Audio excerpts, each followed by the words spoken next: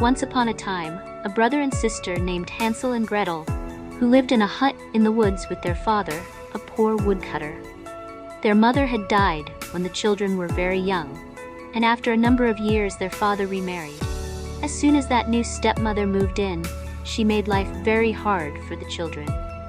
Hansel and Gretel were not allowed to eat until after the stepmother had eaten everything she wanted off the plates. Most of the time, only scraps were left. Each day the children had to work long and hard to finish the chores. Hansel and Gretel tried to tell their father about their hard situation, but he would hear none of it. It seemed the only one he listened to was his wife, and all the stepmother talked about was how much trouble it was to have children in the hut and how she wished they would go away forever. Each day there was less and less food for the boy and girl to eat. Yet the stepmother gave them more hard work to do.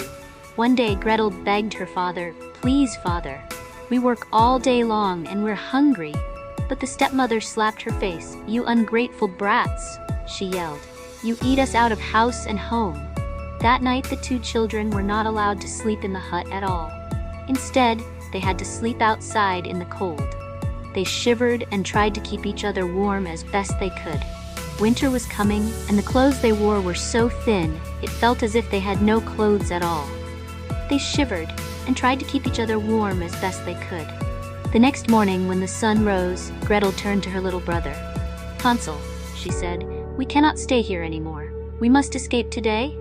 There has to be more to eat in the woods than what they give us at home." "What if we get lost?" said Hansel. "How could we get back?" "I will take bread with us," said Gretel, "and leave crumbs of bread behind us.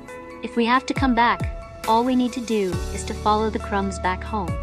And so the two of them escaped from the house into the woods and left behind their hard life. They went deeper and deeper into the woods. Gretel was careful to drop one crumb behind her and then another, just as she said she would do. "Gretel," whispered Hansel in fear, "what will we do?"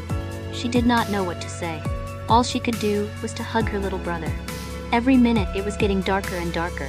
Again, a wolf howled in the distance. All of a sudden, Gretel saw a small light shining from far away.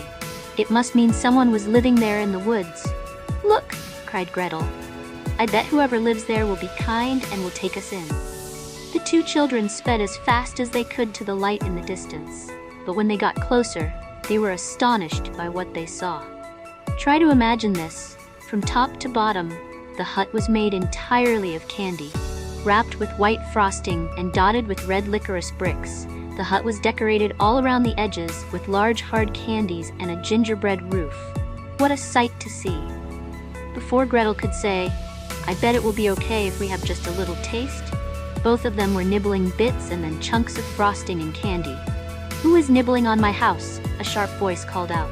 Hansel and Gretel spun around. A green old witch stared at them, frowning. Stunned, Gretel could only curtsy.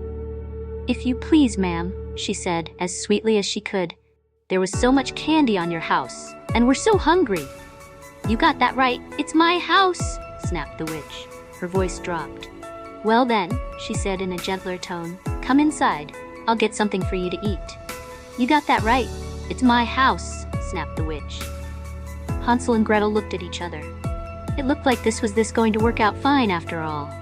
They would be warm, fed, and safe. What more could they want? They skipped into the witch's hut. The witch gave them a fine meal of soup and bread. As they licked their spoons and swallowed the last crust of bread, they looked around. Then what the brother and sister saw turned their hearts cold. Piles of bones in the corners.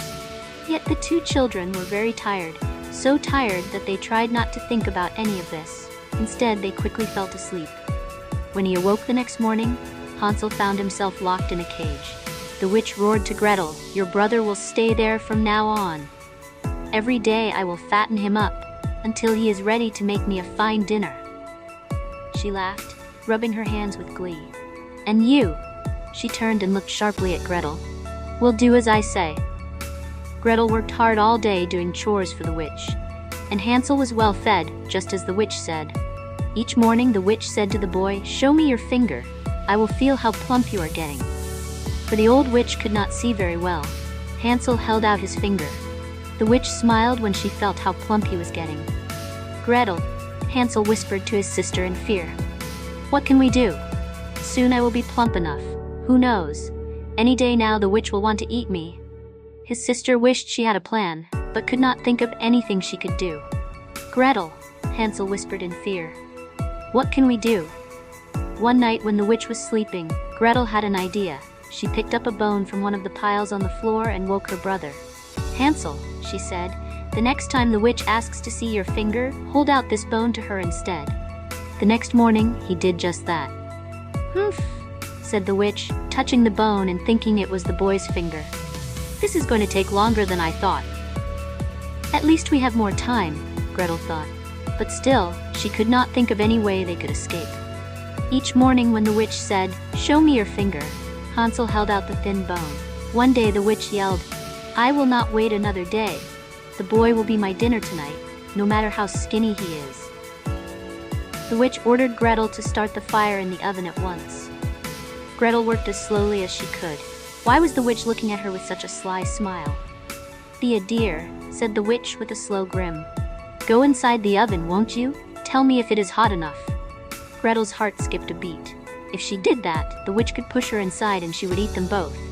But that gave her an idea. Gretel looked down. "I am not sure how to tell if the fire is hot enough. Go inside the oven, won't you?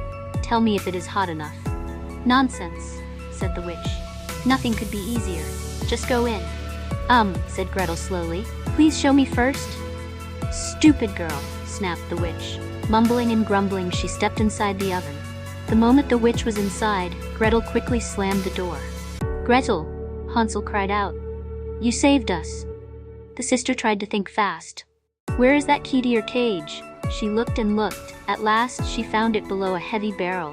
She freed her brother from the cage. How they hugged and laughed. Then she went back to that barrel. Why was it so heavy? And that is when she found out why. The barrel was filled with precious jewels. Their pockets filled with jewels, Hansel and Gretel ran out of the witch's hut as fast as they could. They soon found a small path and followed it. The small path led to a wider path, and the wider path led to a road. They waited by the side of the road hoping someone would ride by. A horseman trotted up and Hansel and Gretel waved their hands.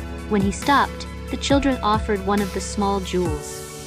The horseman was happy to give them a ride home.